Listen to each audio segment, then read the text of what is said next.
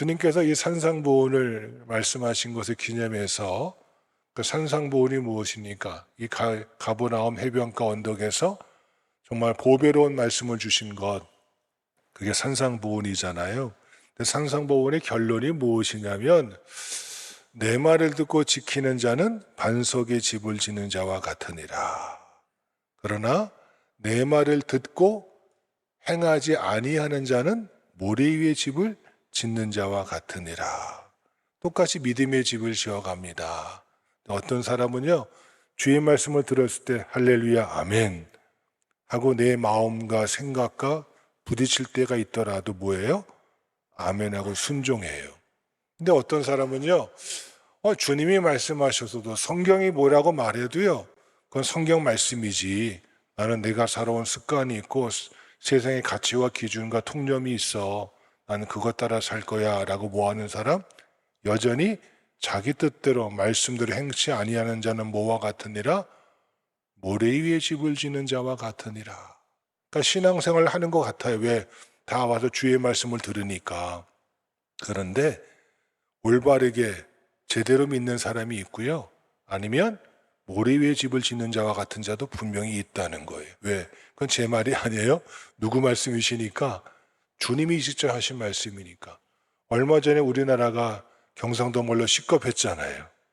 무슨 일 때문에? 어느 LH에서 아파트를 졌는데 기둥에 뭘 안 넣었어요? 철근을 안 넣고 기둥을 세우면 그게 하중을 견디겠습니까? 난리가 났잖아요. 어떻게 그렇게 아파트를 지을 수 있냐고. 예? 자기가 살 집 갖다 놓게 짓겠습니까?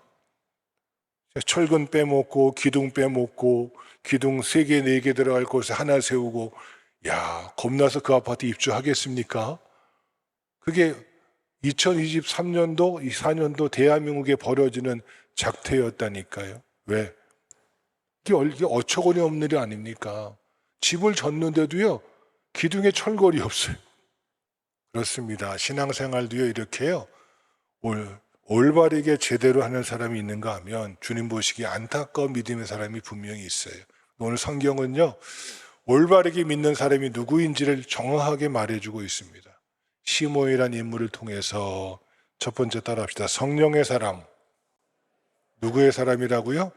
성령의 사람. 하나님께서 이스라엘 백성들이 바벨론 포로에서 돌아올 때 이제 모두 져야 돼요. 성전도 져야 돼요. 그렇죠?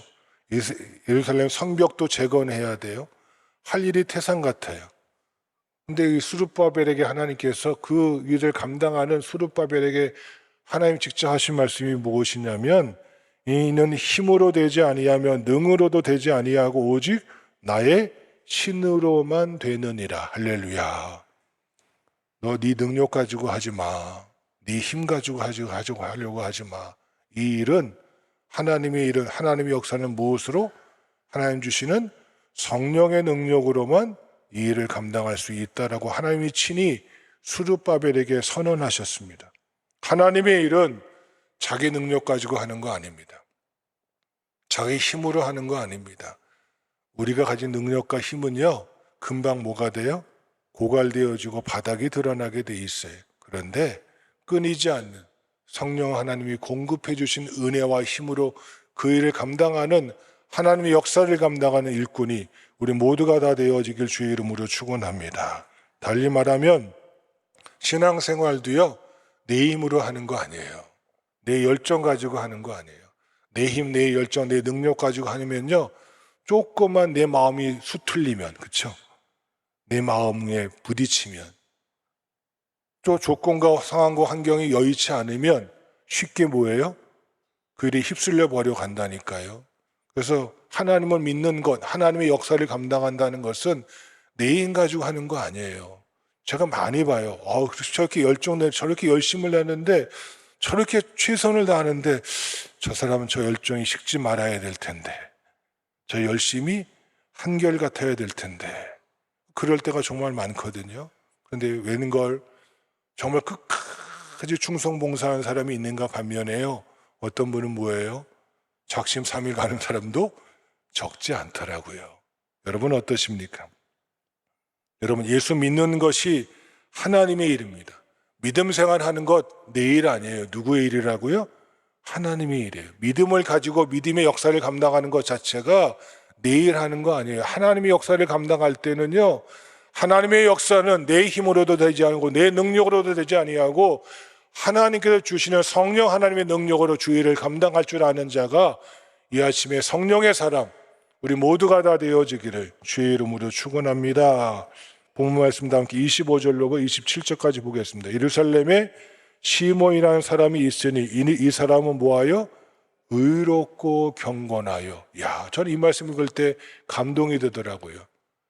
사람을 지칭하되 그는 의로운 자야. 그는 어떤 자야? 경건한 자야. 평강교회 그 누구 있잖아. 그 사람은 하나님 보시기에 의로운 자야. 하나님 보시기에 경건한 사람이야. 이렇게 칭함받는 여러분 한 분 한 분 다 되어지기를 간절히 주의 이름으로 축원합니다. 그 말씀 읽어요.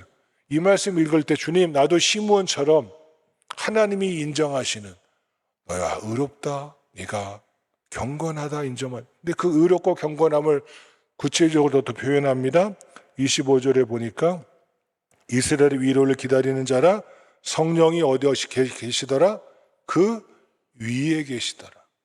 성령 하나님이 그 위에 계시더라예요. 성령 하나님이 쫓아가는 것도 아니에요. 성령 하나님이 그 위에 계시더라는 말씀은 뭐예요? 그를 지배하시더라.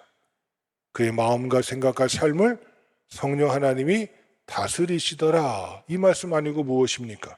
그 다음 절 26절에 보니까 그가 주의 그리스도를 보기 전에는 죽지 아니하려 하는 성령의 뭘 받았더니 지시를 받았더니 성령이 그 위에 계시는 자, 두 번째 성령의 지시를 받는 자예요. 그 인생의 목적이 바뀌었어요. 누구를 보기 전에는 메시아를, 그리스도를, 예수님을 보기 전에는 뭐하지 아니하리라? 죽지 아니하리라는 성령의 지시를 받은 자예요. 그의 인생의 목적은 이제 누구 만나는 거예요? 메시아를 자기 눈으로 뵙는 거예요. 내가 죽기 전에 주의 말씀대로 성령께서 약속하신 대로 내가 주님을 보리라. 이 소망 가지고 하루하루를 믿음과 갈망함을 가지고 살아가는 자였어요. 세 번째로 27절에 성령의 무엇으로? 감동으로. 여러분, 이 사람은 매일마다 성전에 뭐하러 가는 사람이에요? 이스라엘 위로를 기다린다는 것은 기도하는 사람이었다는 거거든요. 여러분, 기도의 자리를 지킨다는 것 쉬운 거 아니죠. 아플 때도 있습니다. 힘들 때도 있습니다. 좀 쉬고 싶을 때도 있습니다. 근데 그날따라 누가 역사하시는 거예요? 성령께서 감동을 주시는 거예요. 오늘은 꼭 가야 된다. 오늘은 꼭 가야 된다. 오늘은 좀 쉬고 싶은데 어제도 가봐도 그제도 가봐도 열흘 전에 가봐도 내가 주님 만나지 못했는데 오늘 하루 안 간다고 별일이 있겠어? 하고 얼마든지 무마할 수 있잖아요. 근데 뭐예요? 오늘도 내가 성령의 이끌림 받아 가야지. 때마침 갔더니 그 시간에 누가 올라오더라? 아기 예수께서 관례를 따라 성전에 올라오시더라. 할렐루야. 주님 만나는 축복을 누립니다. 여러분, 한마디로 이 시몬이라는 사람은요, 성령이 그 위에 계시더라. 성령의 지시를 받더니 성령의 감동으로, 할렐루야.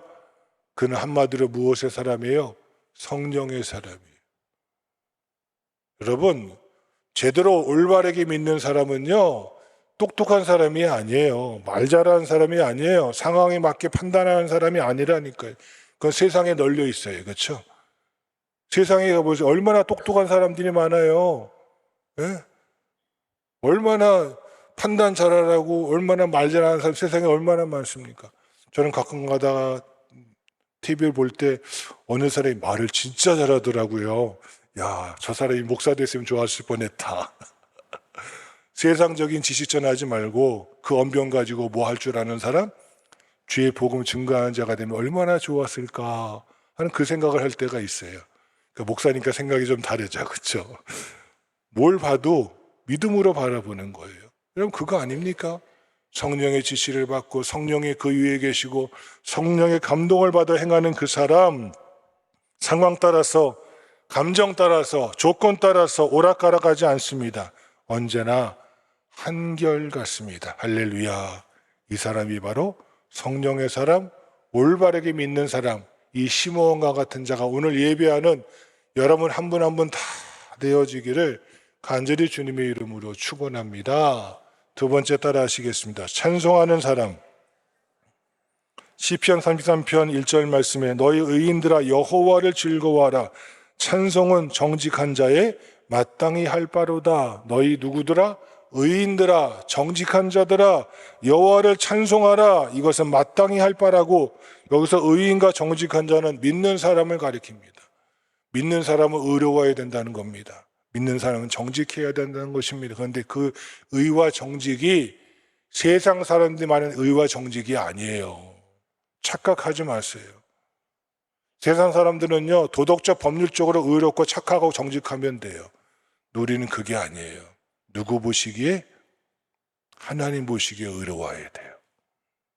하나님 보시기에 정직한 거예요. 내가 의롭습니까? 우린 의로운 자가 아니에요. 따라합시다. 의롭다 함을 인정받은 자, 의롭다 칭함을 받은 자에 지나지 않아요. 그래서 우리는 겸손할 수밖에 없어요. 세 사람과 비교하면 내가 좀 의로운 것 같아. 내가 좀 착한 것 같아. 나는 법 없이도 살 수 있는 것 같아. 왜? 다른 사람과 비교하면. 근데 하나님 앞에 서니까 나는 뭐예요? 영락없이 죄인이에요.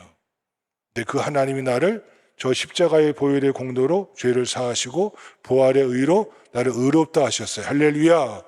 그 사실을 믿기 때문에 하나님 앞에서 나는 의로운 자로 정직한 자로 살아가는 거예요. 그때 내 입이 세상 것 노래하지 않습니다.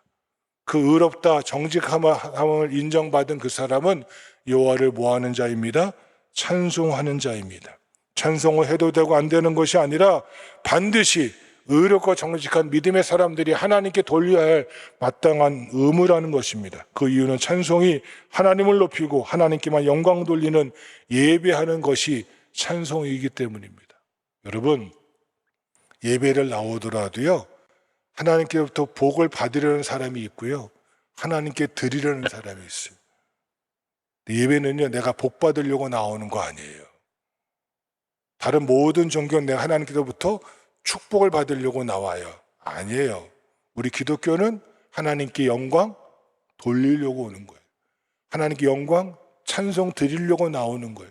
내가 하나님께 찬송만 드려도 하나님은 내게 뭘 주셔요? 찬송하는 자에게 만복을 베풀어 주셔요. 할렐루야. 그러니까 목적이 달라야 된다니까. 복받기 위해 찬송하는 것이 아니라 하나님께 찬송을 드렸더니 하나님이 내게 모두 주시더라? 복도 주시더라. 할렐루야. 이게 올바르게 믿는 거예요. 이게 바뀌어버리면, 주부가 바뀌어버리면 큰일 나요. 똑같이 예배당에 나와 있어요. 똑같이 찬송해요. 똑같이 말씀드려요. 똑같이 기도하고 똑같이 축도를 받아요. 그런데 달라요. 내가 하나님께 이 부족한 자가 하나님께 드리려고 열망을 가진 자하고요, 하나님께부터 무엇이라도 받으려고 하는 사람은요, 예배드리는 태도가 달라요. 왜? 목적이 바뀌거든요. 세상 다른 모든 종교는 신으로부터 뭘 받으려고 나가요. 기독교는 아니에요. 우리는 하나님께 뭐 하려고? 영광 드리고 찬송 드리려고. 근데 하나님은 하나님께 영광 드리고 찬송 드리는 삶을 살아가는 그에게 뭘 주십니다? 내가 기대하지도 않았던 놀라운 은혜와 축복으로 채워주십니다. 그러기에 여기 시편 33편 1절에 여호와를 즐거워하라.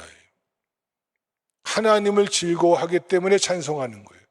하나님으로 인하여 기뻐하기 때문에 감사하고 영광 돌려드리는 거예요. 본문을 보면 시므온은, 다 함께 우리 28절 시작. 시므온이 아기를 안고 하나님을 찬송하여 이르되 아멘. 누구를 안았어요? 아기 예수를 안았어요. 이제 곧 죽을 나이든 노년의 이 할아버지 시므온이요, 아기 예수, 갓 태어난 지 며칠 안 된 이 예수님을 안고 예수님을 높이고 예수님을 찬송하는 거예요. 이건 중요한 구절입니다. 다른 거 안고 찬송하면 안 돼요. 내 감정에 못 이겨서 하나님 찬송하면 안 돼요. 누구 안고 찬송해야 돼요? 구원의 은혜로 인하여, 예수님으로 인한 십자가의 보혈의 구원의 은혜와 나 같은 자도 하나님 백성 삼으신 부활의 의를 힘입어 하나님의 은혜를 힘입어 하나님의 구원의 은혜를 품에 안고 하나님을 찬송하는 자가 오늘 이 아침에 우리 모두이기를 주의 이름으로 축원합니다. 올바르게 믿는 사람은요, 자기 감정에 상관없습니다. 내 상황과 여건에 상관없습니다. 하나님은 영원하시고 불변하시기에 그 영원하시고 불변하신 하나님 앞에서 하나님을 높이고 하나님께 영광 돌려드리는 그 찬송의 사람, 시몬이 아기 예수를 안고 하나님을 높였던 것처럼 여호와를 즐거워하며 찬송할 줄 아는 올바르게 믿는 찬송의 사람이 이 아침에 우리 모두이기를 간절히 주의 이름으로 축원합니다. 세 번째 따라 하시겠습니다. 증거하는 사람. 예수님께서 승천하시기 직전에 제자들을 놓고 하신 말씀이 마태복음 28장에도 나오고요. 또 누가복음 24장에도 나오고요. 사도행전 1장에도 나와요. 그렇죠? 근데 누가복음 24장 한번 찾아보실까요? 누가복음 24장 46절로 48절.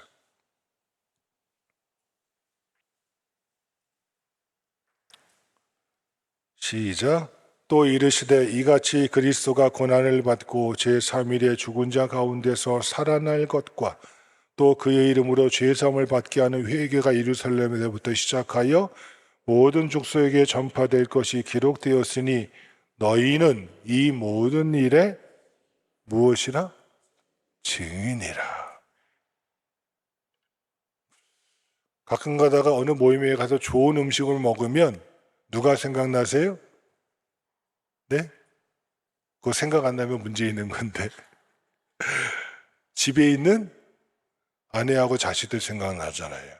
맛있는 거 먹으면 내가 꼭 어느 날 내 식구들 데려와서 이거 맛있는 거 보여줘야지, 먹여줘야지. 이게 사랑하는 부모의 마음 아닙니까? 아비의 마음 아닙니까?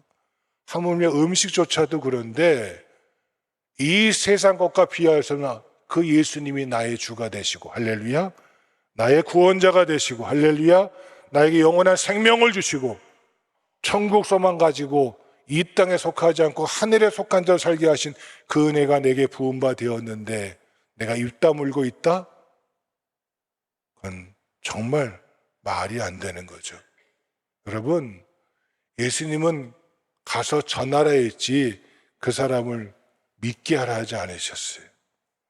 우린 뭐 하면 돼요? 전하면 돼요. 근데 우리는 뭐까지 생각해요? 내가 저 사람에게 복음 증거했다가 내가 기독교인이라는 거 뽀록 나면 어떡하지? 왜? 내가 그렇게 못 살았거든. 그러니까 내가 기독교인인 거를 함구하는 거예요. 왜? 드러날까 봐. 또 내가 저 사람에게 복음 전하였으면 내가 그에 합당하게 살아야 되니까 뭐가 따라요? 책임과 의무가 따르니까 입 다물고 있는 사람들이 현대인에게 적지 않아요. 근데 주님께서 말씀하세요. 사도 바울이 고백해요. 이 복음을 내가 전하지 않으면 내게 무엇이 임하리라? 화가 내게 임하리라. 그러게 때를 얻든지 못 얻든지 나는 주의 복음을 증거하노라. 주님께서 친히 부탁하십니다. 내가 죽은 것과 내가 부활한 것과 회개한 자에게 죄사와 은혜를 주신다고 약속하신 이 말씀을 너희는 이 예루살렘부터 시작하여 온 민족에 가서 이 복음을 증거하라. 너희는 이 모든 일에 무엇이니라? 증인이라. 여러분, 올바르게 믿는 사람은요, 다른 거 다 못해도 괜찮아요. 뭐 하면 돼요? 여러분의 입술을 통하여 예수님이 나의 주 되심과 그분이 우리의 영원한 왕 되심을 선포하며 증거하는 그 길을 걷는 자, 주님이 그 길을 기뻐하십니다. 그렇게 믿는 사람이 정말 제대로 믿는 사람입니다. 올바르게 믿는 사람입니다. 오늘 본문 말씀 함께 34절 35절 시작. 시몬이 그들에게 축복하고 그의 어머니 마리아에게 말하여 이르되 보라, 이는 이스라엘 중 많은 사람을 폐하거나 흥하게 하며 비방을 받는 표적이 되기 위하여 세움을 받았고 또 칼이 내 마음을 찌르듯 하니니 이는 여러 사람의 마음의 생각을 드러내려 함이니라 하더라. 아멘. 여러분, 여기서 시몬이 세 가지를 증거해 줍니다. 첫 번째, 하나님께 쓰임받은 사람들, 믿음의 사람들, 이 요셉과 마리아를 시몬이 뭐 해주고 있습니다? 축복하고 있습니다. 여러분, 우리는요, 남을 저주할 권한을 우리에게 주지 않으셨어요. 뭐 하는 사람으로? 축복하는 사람으로. 그가 부족해 보여도, 좀 어리석해 보여도, 내 마음에 안 들어도 뭐 하고 사세요? 축복을 증거하고 사세요. 두 번째, 예수님을 높이는 자였어요. 예수님이 세움을 받은 이유는 그를 향해 믿는 자에게는 흥함을, 믿지 않는 자에게는 패함을, 바로 예수님의 십자가의 은혜를 증거하는 자였어요. 십자가의 은혜를 믿기만 하면 뭐 하게 되고? 그는 흥하게 되고, 십자가의 은혜를 믿지 않으면 그는 패하리라. 그 일에서 주님이 세움을 받았느니라. 이 복음을 증거하는 삶을 살았고요. 세 번째, 내 마음이 기르듯하리니. 누굴 말해요? 예수의 모친 마리아를 말하거든요. 주님의 길에 쓰임받는 자도요, 분명히 뭐가 있다는 거예요. 이 세상에 악한 마귀가 멸할 때까지는요, 마귀가 우리를 가만히 안 둬요. 수없는 시험으로, 수없는 환난으로 우리의 마음을 찌르듯 고통이 있다는 거예요. 믿는 자에게도 분명히 뭐가 있다는 거예요? 어려움이 있다는 거예요. 그 어려움을 알고 내 힘 가지고 안 되니까 누구의 도우심을 구하는 거예요? 성령 하나님의 도우심을 구하며 사는 거예요. 그게 제대로 믿는, 올바르게 믿는 사람이라고 성경은 말씀해 주고 계십니다. 오늘 하나님 우리에게 말씀하십니다. 너희의 믿음의 집을 반석 위에 지으라. 이렇게 성령의 사람으로, 이렇게 찬송하는 사람으로, 이렇게 증거하는 사람으로 온전히 세움받는 자가 오늘 예배하는 올바르게 믿는 자, 주의 백성 한 분 한 분 다 되어지기를 간절히 주의 이름으로 축원합니다.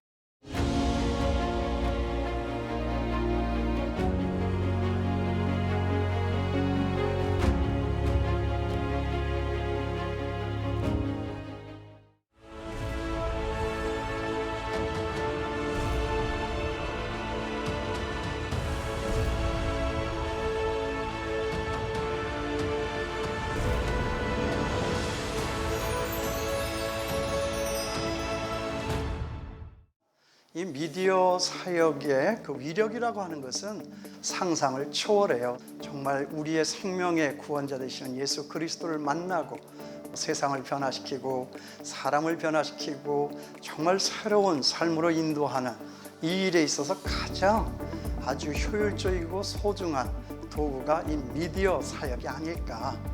교회를 가고 싶어도 건강상 여러 가지 이유로 또 심령이 곤고해서 이렇게 못 오시는 분들도 있어요. 그렇게 문턱을 넘기가 어려운 분들이 사실 이 영상 매체 미디어를 통해서 만날 수 있다고 하는 것은, 이것은 하나님이 우리에게 주신 귀한 축복이라고 생각합니다. 그래서 정말 여러분들의 후원, 관심, 기도가 필요합니다. 정말 보람 있는 일들이 있게 될 것이라고 믿습니다. 이보다 더 좋은 일은 없는 거겠죠.